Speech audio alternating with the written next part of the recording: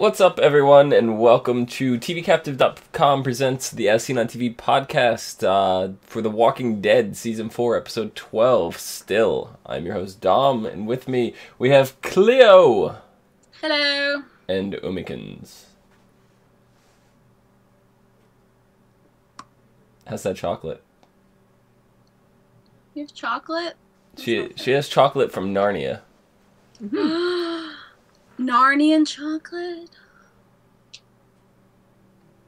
See?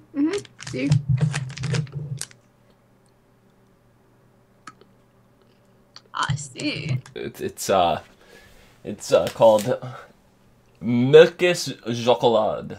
And I'm totally butchering that. Yes, totally butchering that. So, yeah. What'd you guys think of this episode? It's pretty good. That's pretty good. Yep. She's just gonna sign language from here on out. She's much just chocolate. gonna, there's no room for words, only room for chocolate. Mm-hmm. So, if you melt it and mix it up, you can make some chocolate pudding. Yeah. Yeah, this was a very Daryl and Beth centric episode. We haven't had a two-person episode, I don't think, ever on the history of this show. Like we had the Daryl, the Carl and Rick one just recently, but it was also a Michonne episode, so you can't really put that. This was, I believe, the first two-person episode we've had. Yeah, I guess. The group's never really been spread this thin before. Yeah. No. The thing is, they're closer than they think, but yet they don't know how close they are, and it just makes it, because they spread it out like this, with having like the group split up, it makes it feel like they're farther apart, but they're really not. Yeah, well, we don't know exactly where Beth and Daryl are. We know they're somewhere that, well, they know where they are, but we don't. Because obviously Daryl has been to the Moonshine Distillery before. No, he has not been to that one. I thought he mentioned that he found that place with Michonne. He said he said he had been there with Michonne before. Oh, I must have missed that line. I'm sorry. I thought he recognized the place because it was just like his father's place, so he knew the layout. Right. Yeah. I didn't hear that line. Yeah, it was. I think it was on the way to the house. He mentioned that, right outside the house. But yeah, I don't know. The episode had started off with Beth and Daryl coming out of the woods. They were clearly running from walkers. I wasn't sure if they seemed like they were in a hurry at first. I couldn't tell if they were running from the walkers or if the walkers were just happened to stumble across the area at the same time. But I noticed they both actually came out of the woods in the same direction, so they were definitely running from the walkers. They scoured for supplies real quick, and they ended up jumping in the trunk of a car, and they ended up spending the night. So, which of you two here would spend the night in the trunk with Daryl? That's a stupid question. That's a loaded question. That's a loaded question because both of them probably stank. So you would stink too. So I mean, I know, but it really still wouldn't make it comfortable. No. And that's an extremely tense, adrenaline filled, like, oh God, why won't you leave? Yeah, all night. but then they ended up falling asleep. It's not like they didn't. No, I thought Beth woke up. Beth might have, but Daryl did not take his finger off the trigger. Daryl didn't sleep at all. Ready. He was ready all night long. Yeah, I don't remember Beth sleeping. She might have, but. Well, there was some potential canoodling going on in there. Really? That is the worst word ever. I hate that word. I know. Yeah, it's a pretty bad word. I know. That's why I used it. I'm gonna eat more chocolate. All right, Carl. So yeah, they ate rattlesnake. I thought that was, it's not like they have a whole lot of options out there in the woods and whatnot for food. But let's take the apocalypse aside. Is rattlesnake something you guys would be interested in trying? I'd eat it. I don't know. I'd eat it. I don't really eat meat that often, let alone exotic meat, so I don't know. I'm not one to shy away from weird things, so probably I'd eat it, but I probably wouldn't go out of my way to eat it. Yeah, I'd probably try it, but I don't think I would like it. I know on the Talking Dead they said that they didn't actually eat rattlesnake. They had eel instead.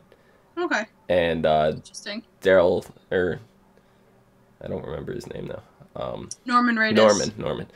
Norman was like, it was really salty and I hated it. So. Aww. Yeah, I'm sure rattlesnake wouldn't be much different.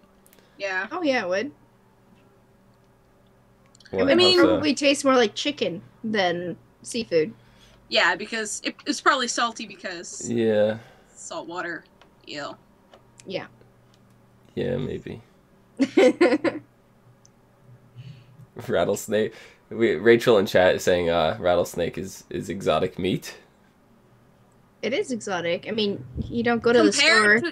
Compared to what's in the grocery store. Yeah, exactly. You don't go to the store and find rattlesnake. No, exotic meat is like. What grocery store do you go to? Obviously, one that's not up to par. Obviously. Yeah, I don't know. I would hide out in a grocery store. That would be me. I think we've talked about this, but yeah, grocery store. It seems like the best place to hide. The thing is, after the power goes out, perishable foods like meat and milk and stuff only last so long. Right. Even with the power on, they only last so long. That's true. But so they would last less amount of time. Yeah, so you throw the meat out, you get all the milk and crap out of there, all the stuff that's bad, and you have boxes of cereal, you have canned food that you could heat up that's pretty good. Chips, crackers, you got all kinds of stuff. Soda, water. You got everything you need. Excuse me. So, yeah, I don't know. But Beth sets out on a mission for some alcohol.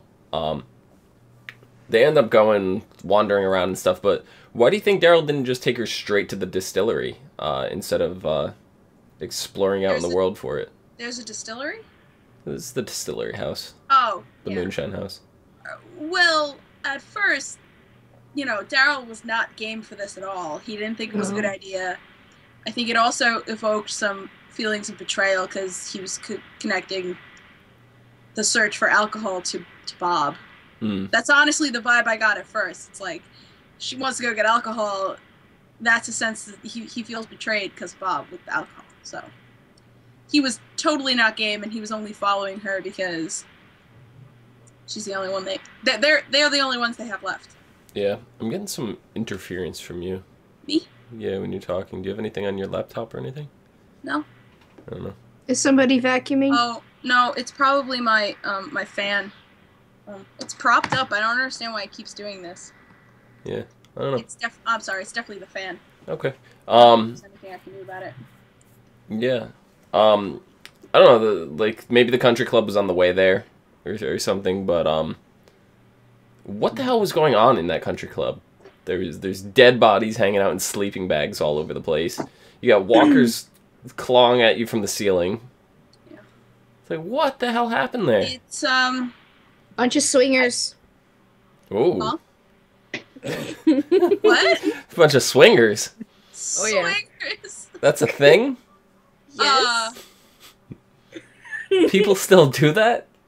Okay, Yes. so of course people still do that. But what I got from that was it seemed to be like a very densely populated place. Like people came there after the outbreak for to get away. They hunkered down. That was like a camp. They were all, surviving there. And this was clearly a bunch of, well-to-do people who probably couldn't deal in this apocalyptic world. Either a lot of suicides happened or someone came in and killed them all. In their sleep. Or... They had to, because they're all in sleeping bags, so... And in that room, there were a bunch of ones that were hanged. So either those were also killed.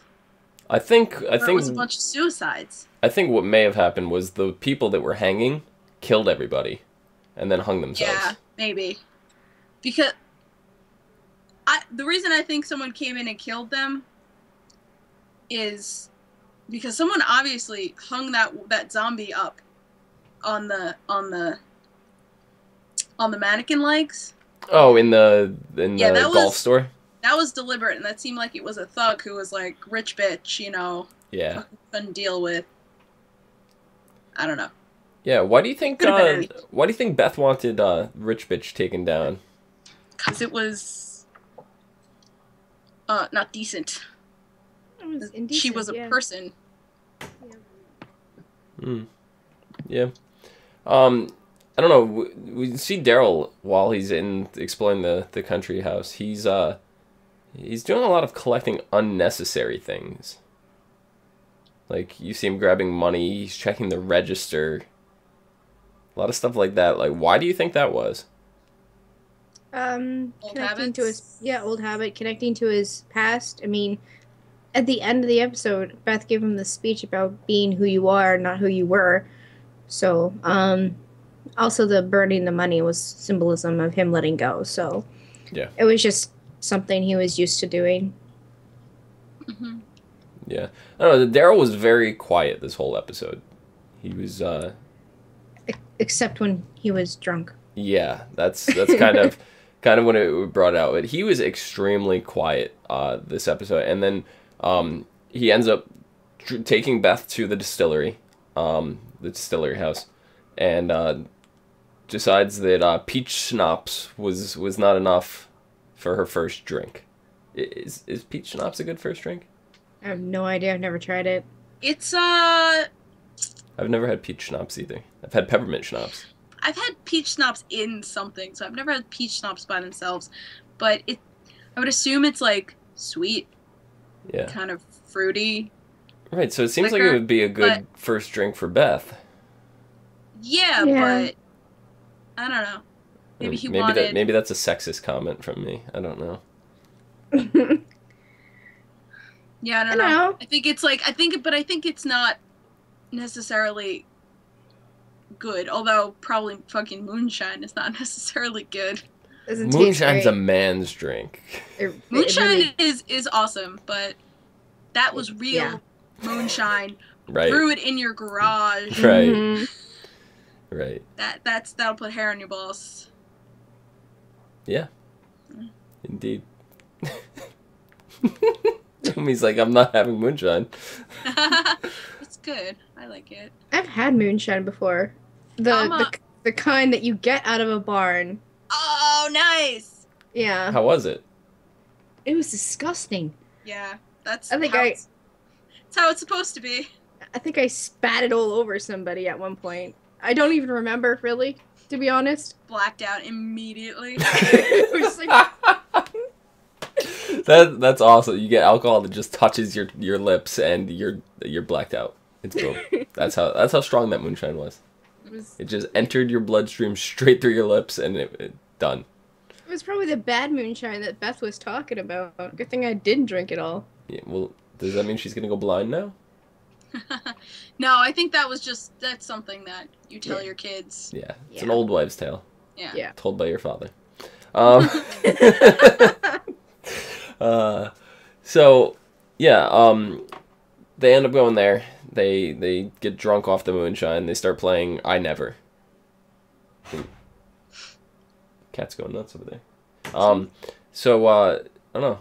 You guys like I Never? Is that a good drinking game? Yeah. Never played it. Never played I Never? It's good. You and Daryl have something in common. Never have I ever. Fucked a goat. I don't know. I picked something very random. I'm sorry. I have nothing to do. Oh, that's just a coincidence. No, you never have, so you don't drink. Since I assume neither of you have fucked a goat. You missed it. You missed it. I picked my drink up and took a sip. I'm sorry. And I was just like, oh, that was just coincidence. I just happened to have a drink over here. God, the things we do. And I'm not talking about the goat. Jesus Christ. What did I start? There's been no animals were harmed in the making of this podcast. No, that goat liked it. God. That's what the goat said. So they end up playing the thing, and then Daryl gets really drunk, and he goes into drunk rage. Like, he's not a happy drinker by any means. No. He turns into a complete asshole. Yeah. Would you guys go drinking with Daryl? As long as he didn't get upset, yeah. Yeah, but so this big asshole Daryl confrontation thing totally just completely went a turn in the other direction. And we got to see the breakdown that we've kind of been talking about the past few weeks that we needed to see out of Daryl. Were you guys satisfied with this breakdown? Weeks. We were talking about this in the first half of the season. Right. Mm-hmm. Yeah, I mean, that was pretty perfect. Yeah. It seemed to me just the kind of emotion we needed out of him, and through it, we got his backstory, which we finally learned what Daryl did before the apocalypse. Something that's been burning at us. Everybody on the show has been asking. You've had Beth kind of drilling him this episode. In what was it? Bob backwards was asking him in previous episodes. Yeah. What did he do? Like, yeah, they're all guessing prison guard, bodyguard, security, like all these cool jobs, and turns out he didn't do anything. Just drifted. He was a drifter. He followed his brother around. Like, do you guys think that was a good answer? Doesn't matter if it's a good answer. I mean, I mean, in writing, in terms of writing. In terms of writing. Go ahead, Omi.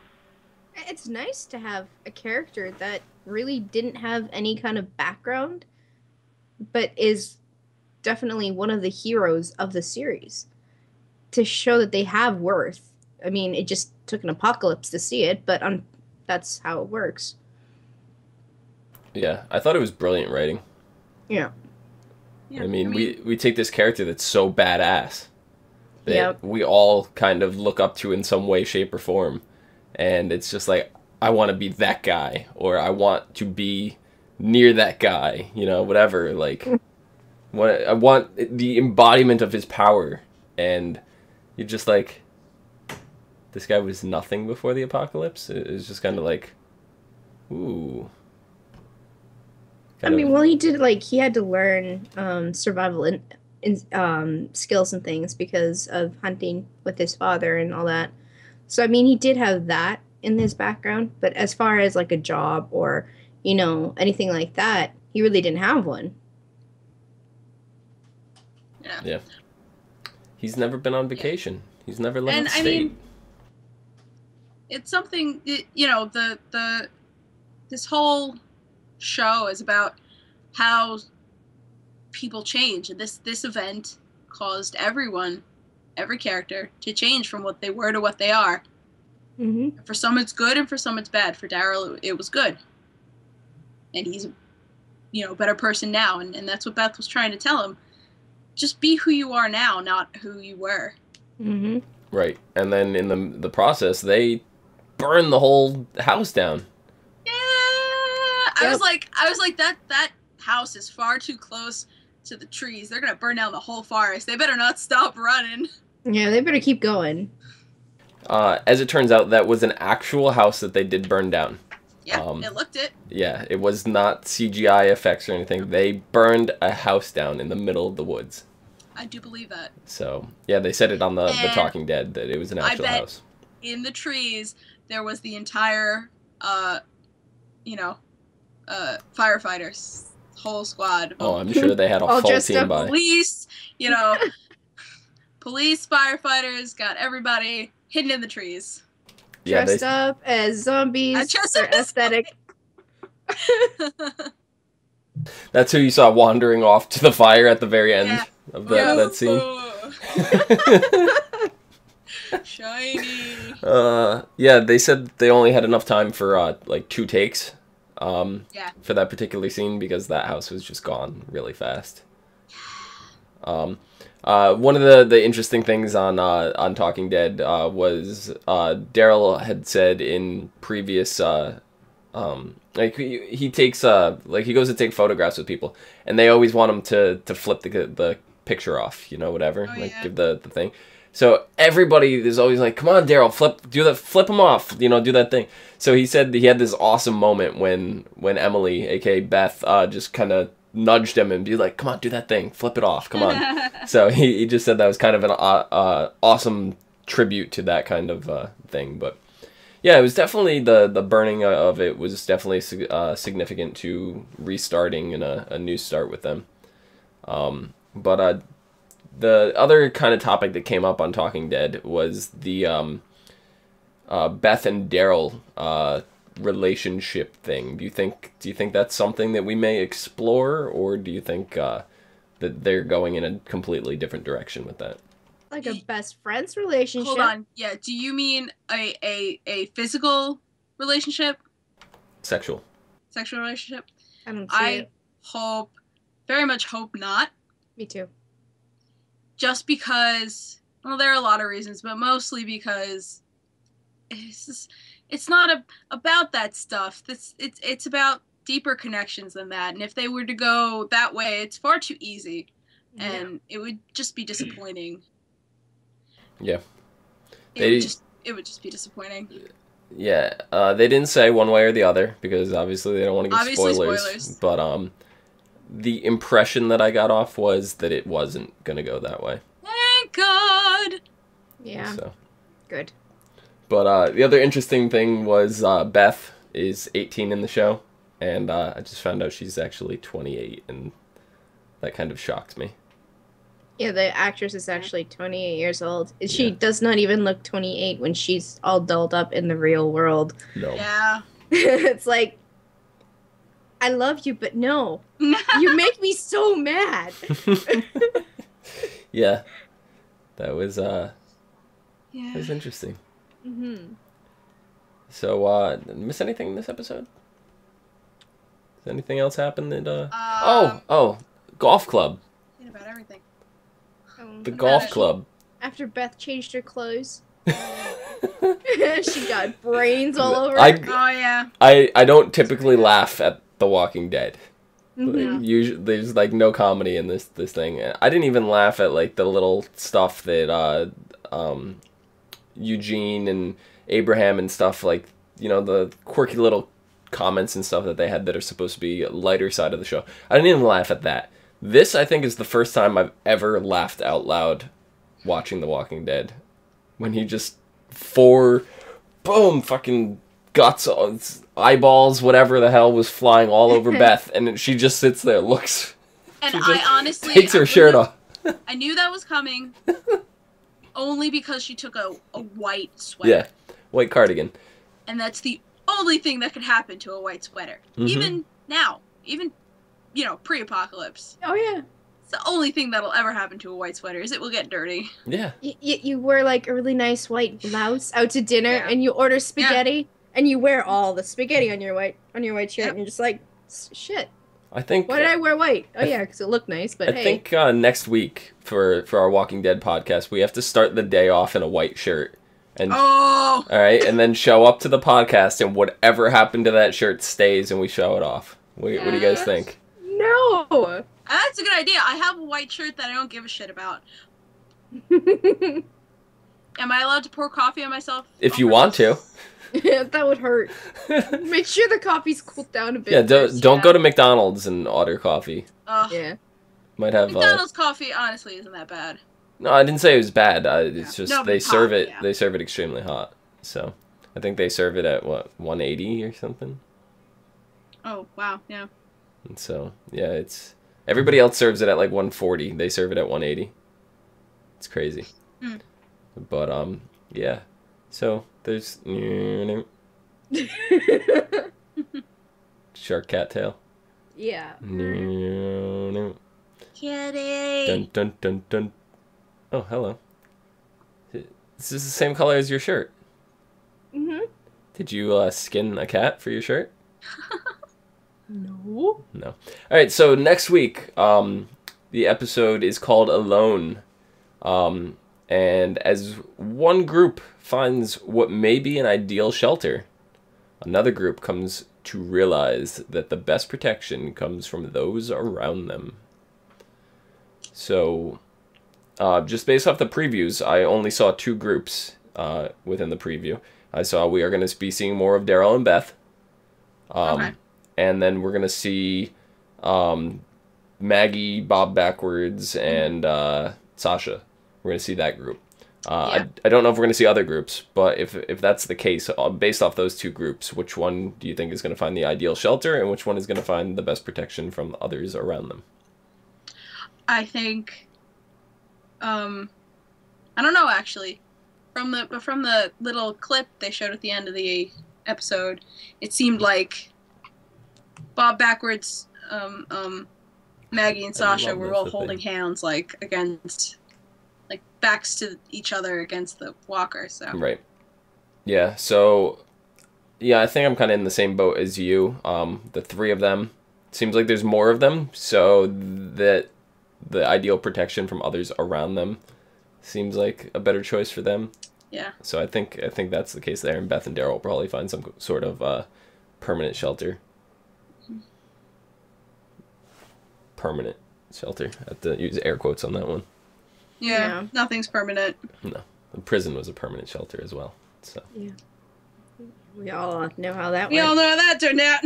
Yes. Yeah. Oh, that was another little joke that they threw out Talking Dead that I just need to mention. Somebody asked Daryl, and this is a question we've had. They said, you guys didn't have a plan to like all meet up somewhere after the case was? He said their plan was, in case of a zombie invasion, that they would all get on the bus and leave. Yeah. They did not plan on a tank rolling through the wall, so they didn't have an evacuation planned. And then, as Chris Hardwick puts it, for a pirate riding a tank. Pirate riding a tank? Who was driving the tank? Well, he meant the pirate as in the governor, because he had the eye patch. Yeah. So.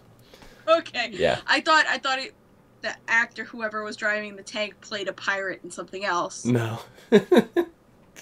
Yeah, so that was kind of funny. So, yeah. Yeah. I don't know. I really like this episode. I like some of these quieter episodes. Because you get a lot more character. We've gotten so much more backstory on these characters this season than we've ever gotten before. There's still a lot of zombie action. I mean, Beth almost died to a zombie this episode. Like, there's still a lot of action to go on, but it's not the kind of action that we're used to from the other ones. But it's a nice change. I think this is the pace it needs to be. Switch it up a little bit, because otherwise the show's not gonna stay. It's not gonna last very long if all it is running from zombies all day long, every day, with no backstory. So yeah, I mean, that's never what the show's been about. The show's always been characters and story first, right. Zombies second. Yep. That's what makes it such a good show. Yeah, so we don't have very many episodes left, right? Mm-mm. How many? 2? Do we have 2 left, or only 2? Or is there? No, there's, we go to 16. 16 this season, yeah. So we have 4 more episodes left. Okay. Whew. Yeah. I'm so used to when miniseries shows they end around 12, 13 episodes, and I'm like, no, they didn't mention anything about a finale, so I go there. It has to be more than 1, so that's why I was like 2, but no, this one's at 16, so I don't know. I know we were kind of discussing the last episode, but at this point now, do you still think the whole group is going to be back together by the end of the season? We have 4 episodes. So that's a lot. What I honestly think is going to happen is I think that one of the 2 groups that we focus on in the next week's episode is going to get to Terminus, or going to get close to Terminus. So I think that there's big possibility that they're all going to be able to get together at the end of the season. I don't know. Or at least most of them. At least most of them to get. I don't see, to be honest, I don't see Bob making it. I don't know. I don't know. You know the funny thing is we call him Bob backwards, and if we didn't make a joke about him, we wouldn't be calling him Bob backwards. I wouldn't even remember his name right now. Like, it's true. You know that. So I'm glad we did that because now I have some way to identify that character. He's like every time I see him, like, oh, it's Bob backwards. It's like the highlight of my episode. So, yeah. I don't know. I think everybody who's heading to Terminus, I think that's all we're going to see get there by the end of this season. I think everybody else who's still kind of lost, left in the woods, I think that's where they're going to stay for this season. I hope that they find their way. Maybe the two groups that are out in the woods will find their way to each other. So maybe there'll be two groups to focus on next season separately. Each developing more of a permanent kind of fixture. You have one who's still roughing it out in the wild, and then you have one that's kind of in a contained, controlled group, so to speak. It would be a interesting dynamic that we haven't seen, because we've always been the groups are all together. Like, you know, with the exception of what was it last season where we had Woodbury in the prison. Yeah. But that was like one or two of our people. It was Michonne and Andrea. Yeah, and if it's ever cut back and forth, it's only ever been two. There's never been more than two, really. You're cut in between. Yeah. So, I don't know, from a writing standpoint, that just seems to me the best direction for them to go at this point. Yeah. But I don't know. We'll see. Mm. So, I think that about does it. So, Clio, where can the people find you? You can find me on most social medias at Cliomoto. You can find me on Twitch at the Cliomoto, and look out for my YouTube channel coming back in like a month or so. Yeah. Omikins, where can the people find your delicious chocolate? Well, they're not going to find any chocolate because I'm going to eat it all. Ooh. But they can find me on Twitter at LadyVenom24, LadyVenom24. Are you going to be tweeting about your chocolate? I think I've already got a tweet up there about my chocolate. Do you think your tweet is going to be retweeted as many times as Ellen did at the Oscars last night? I don't know. 3.4 million people don't know me, and I don't know that many people either, so I doubt it. I don't think anybody's ever going to break that record. I think that is the Twitter record for forever. For a long time, at least. Yeah. Mm-hmm. Until next year's Oscars. You can follow me at Phenomenon, PHENOMEDOM. And you can follow us all on tvcaptive.com, as well as on Twitter, Facebook, YouTube, Gmail, and G+, at ASOTV Podcast. Check out us there for some more podcasts or some of your favorite TV shows. And until next week, I won't be here. Aww. Oh, yeah. There's that. But you guys will, so... Yay! So they'll see you later. Not me. Okay. They'll never go away. In Yugoslavia. Oh my god. In Yugoslavia, you'll never starve, never starve. Oh, jeez. Do do do do do. Aww.